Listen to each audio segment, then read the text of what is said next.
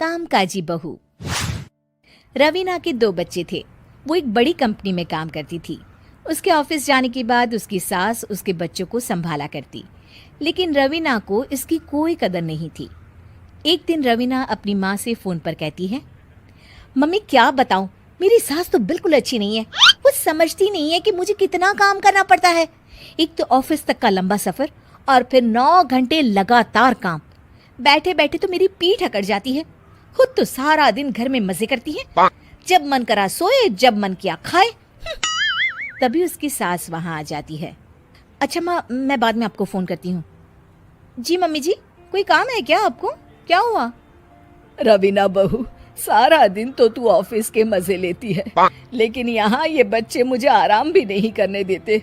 मेरी तो तबीयत खराब हो रही है। तो आपको लगता है कि मैं दफ्तर में मौज करती हूँ? आपको क्या समझाऊं, छोड़िए। माँ, काम करना भी जरूरी है। मजबूरी नहीं होती तो मैं खुद ही अपने बच्चों को देख लेती। अब आज तो छुट्टी है ना, आज तो कम से कम घर का काम कर ले। बहू काम शुरू करती है।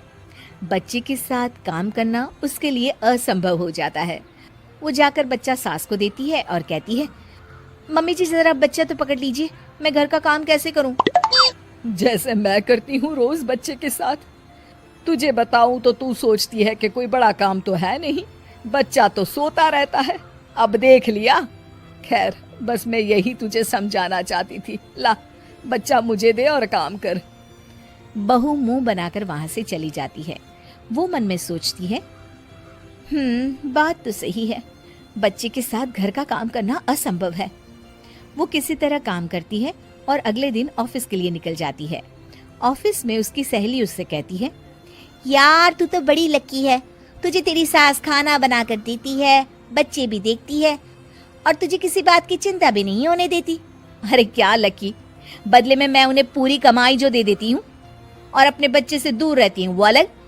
हर किसी को ना दूसरे की प्लेट में ज्यादा घी दिखता है। जा अपना काम कर।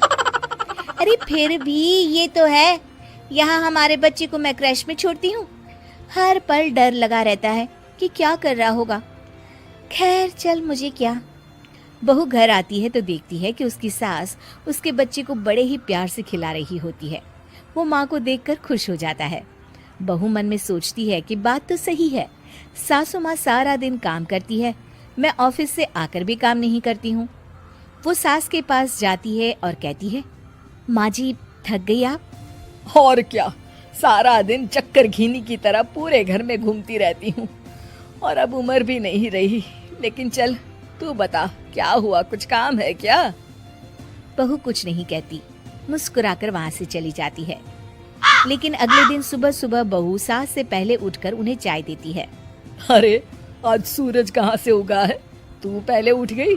चल अच्छा किया, मरने से पहले तेरे हाथ की चाय तो पी ली। चलो अब चलकर किचन में लगूं।